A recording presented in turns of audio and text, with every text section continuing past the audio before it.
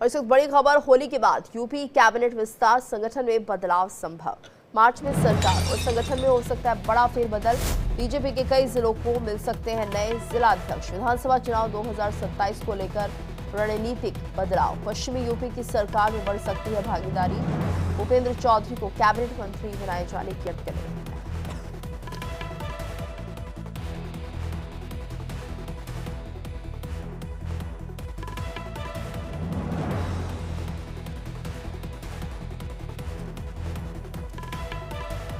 पश्चिमी यूपी की सरकार में बढ़ सकती है भागीदारी। भूपेंद्र चौधरी को कैबिनेट मंत्री बनाए जाने की अटकलें तेज हो गई हैं। होली के बाद यूपी में कैबिनेट विस्तार हो सकता है, संगठन में बदलाव भी संभव है। तो मार्च में सरकार और संगठन में बड़ा बदलाव हो सकता है। बीजेपी के कई जिलों को मिल सकते हैं नए जिला अध्यक्ष। विधानसभा चुनाव 2027 को लेकर रणनीतिक बदलाव संभव है। पश्चिमी यूपी की सरकार में बढ़ सकती है भागीदारी। भूपेंद्र चौधरी को कैबिनेट मंत्री बनाए जाने की अटकलें तेज हो गई हैं।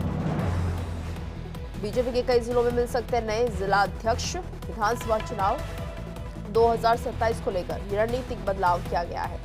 होली के बाद यूपी कैबिनेट का विस्तार संभव है, संगठन में बदलाव के आसार दिख रहे हैं और मार्च में सरकार और संगठन में बड़ा बदलाव हो सकता है।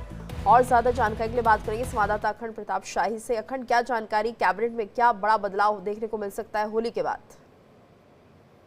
देखिए, कैबिनेट विस्तार की संभावनाएं बहुत समय से बरकरार हैं और माना जा रहा था कि जैसे ही उत्तर प्रदेश में संगठन के चुनाव खत्म होंगे उसके बाद फिर इस पे कदम बढ़ा सकती है योगी सरकार। और क्योंकि इसके बाद अब लगभग 2 साल बाकी रह जाते हैं योगी सरकार के, तो ऐसे में ये 2 साल जो होंगे वो बहुत अहम हो जाएंगे, क्योंकि ये जो मैसेज होगा, ये मैसेज 2027 के लिहाज से बहुत अहम हो जाएगा। 2027 में उत्तर प्रदेश में विधानसभा का चुनाव होना है और उसके मद्देनजर उत्तर प्रदेश में चूंकि संगठन के बदलाव की बात कही जा रही थी पहले, तो संगठन के सभी जिलाध्यक्षों की सूची जारी हो सकती है, जिसकी तैयारी ऑलमोस्ट हो चुकी है। कुछ सूची तो पहले से ही भेजी जा चुकी थी, जिसपे आपत्ति जताई गई केंद्र की बीजेपी केंद्रीय संगठन की तरफ से, और फिर उसको दोबारा रिवाइव करने के लिए कहा गया है। तो वो भी सारी प्रक्रिया जो है वो होली के बाद उसको पूरा कर लिया जाएगा और इसकी घोषणा की जाएगी। क्योंकि उत्तर प्रदेश में बीजेपी के प्रदेश अध्यक्ष हैं भूपेंद्र चौधरी, पहले भी सरकार में रहे हैं, यहाँ प्रदेश अध्यक्ष बनने से पहले, तो एक बार फिर उनकी सरकार में वापसी हो सकती है। वो सरकार में एक अहम मंत्रालय निभाते हुए का दायित्व निभाते हुए नजर आ सकते हैं। और इतना ही नहीं, तमाम पश्चिमी उत्तर प्रदेश के लोगों को ये उम्मीद है कि वो उत्तर प्रदेश में सरकार में जब मंत्रिमंडल विस्तार होना है, जिनमें लगभग 6 मंत्रियों के विस्तार की संभावनाएं बताई जा रही हैं, तो उनमें अगर ये सभी मंत्री रह जाते हैं तो भी अभी इतनी संभावनाएं बाकी हैं। और इसके अलावा कुछ ऐसे चेहरे भी हैं जिनको मंत्रिमंडल से बाहर का रास्ता दिखाया जा सकता है। जातीय आधार पर, संगठन के आधार पर, क्षेत्र के आधार पर ये प्रतिनिधित्व दिए जाने की बात कही जा रही है, जिसका असर 2027 के चुनावों तक दिखाई दे जाए। तो ऐसे में जो प्रभावशाली चेहरे हैं उनको सरकार में जगह दी जा सकती है। इधर जो चुनावों में जिस तरीके से उत्तर प्रदेश के विधानसभा उपचुनावों में जो 10 सीटों पे चुनाव हुआ, उससे निकले हुए प्रत्याशी भी मंत्रिमंडल में दिखाई दे सकते हैं। बहुत उम्मीद है कि रामवीर सिंह जो कि मुरादाबाद की उधर की सीट जीत के आए, उनको भी मंत्रिमंडल में जगह मिल जाए। तो कई सारे चेहरे ऐसे हैं जिनको लेकर संभावनाएं जताई जा रही हैं।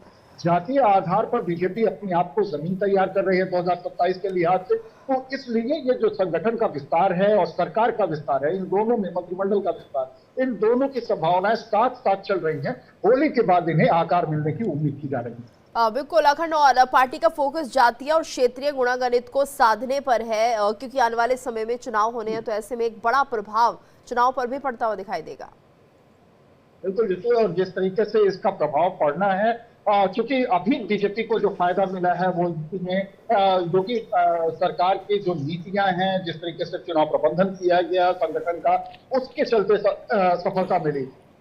समाजवादी पार्टी के हाथों से बूथ को छीन लाना, ये बीजेपी की बड़ी उपलब्धि थी, क्योंकि 2024 का जो लोकसभा इलेक्शन हुआ था, उस इलेक्शन में बीजेपी को बहुत सारी सीटें गंवानी पड़ गई थी और बीजेपी का जो विजय रथ था एक तरीके से यूपी में आकर थम गया था, जबकि यूपी दिल्ली का रास्ता तय करता है।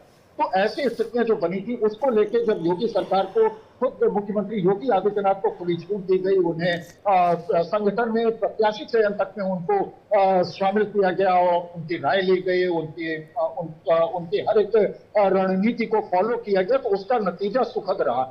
बीजेपी न सिर्फ जीती तमाम सीटों पे जो समाजवादी पार्टी का गढ़ था, बल्कि उन सीटों पे भी जीती, उन सीटों पे भी लगभग जीत हासिल कर चुकी थी जहां पे समाजवादी पार्टी बहुत मुश्किल जीत पाई, और उसकी पारंपरिक सीटें थी। उनमें करहल सीट, जो कि जहां से खुद सैफई घराना आता है, मुलायम सिंह यादव का घराना आता है, वहां से उनकी पारंपरिक सीट रही है। और दूसरी सीट जो थी वो सीसामऊ, जो कि कानपुर में है, वो भी बहुत मुश्किल से जो जीत का मार्जिन था वो बहुत कम हो। बिल्कुल अखंड, आप हमारे साथ, जी आप हमारे साथ बने रहिए। एक और बड़ी खबर आ रही है लखनऊ से, जहां पर लखनऊ में